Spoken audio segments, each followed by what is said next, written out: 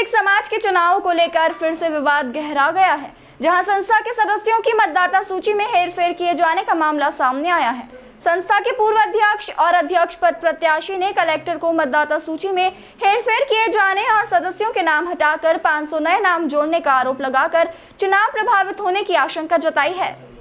इंदौर में गुरु सिंह सभा के चुनाव 6 अक्टूबर को होना है। चुनाव अधिकारी की नियुक्ति के साथ ही प्रत्याशियों के नामांकन फॉर्म भी जमा हो चुके हैं।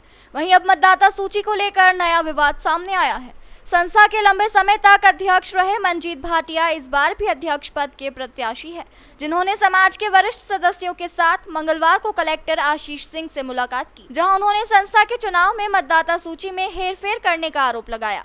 इस दौरान उन्होंने सभी 8,500 मतदाताओं की सूची भी कलेक्टर को सौंपी। उन्होंने आरोप लगाया कि निर्वाचन पदाधिकारियों को संस्था ने जांच के बाद सदस्यों की सूची सौंपी थी, लेकिन दावे आपत्ति के बाद प्रकाशित सूची में बुरहानपुर, धार और चंडीगढ़ के लोगों के नाम शामिल कर लिए गए, जो संस्था के सदस्य भी नहीं हैं।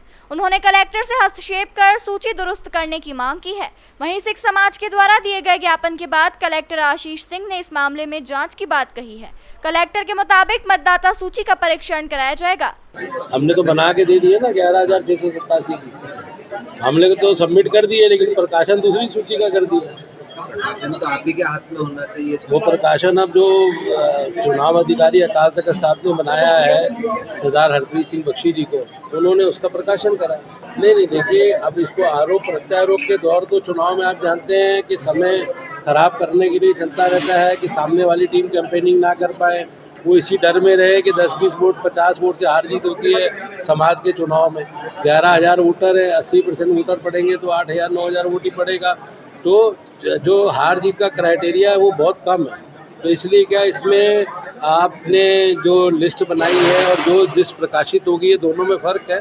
तो हम इस चीज़ को लेके अपना हरप्रीत सिंह बख्शी जी से भी बोला है कि आप इस चीज़ पे गौर करें और माननीय कलेक्टर साहब जी के संज्ञान में भी लाए हैं, क्योंकि अल्टीमेट शासन प्रशासन के नॉलेज में ही चुनाव होंगे ना, तो उसके लिए उसकी अच्छी व्यवस्था हो, उसको हम रिक्वेस्ट कर रहे हैं। और देखिए, उनके द्वारा फर्म एंड सोसाइटी के माध्यम से जो चुनाव संचालित हो रहे हैं उस संबंध में मुलाकात करी गई है और जो भी उसमें नियम कानून है उन्हीं के तहत सारी की सारी कार्रवाई पूर्ण करी जाएगी, ये आश्वासन उनको प्रदान किया गया। जी हाँ, उनके द्वारा उनका कहना है कि विधिवत परीक्षण के बाद ही सूची फाइनल करी जाए और इसके अलावा जो नॉमिनेशन है उनके लिए भी कुछ क्राइटेरिया होता है। तो जो भी, जैसा मैंने बताया कि फर्म एंड सोसाइटी के द्वारा जो भी विधि अनुसार निराकरण है वही किया जाएगा। इसके साथ ही ये भी सुनिश्चित कराया जाएगा कि मतदान प्रक्रिया में सिख समाज के स्थानीय और रजिस्टर्ड सदस्य ही शामिल होकर मतदान करें।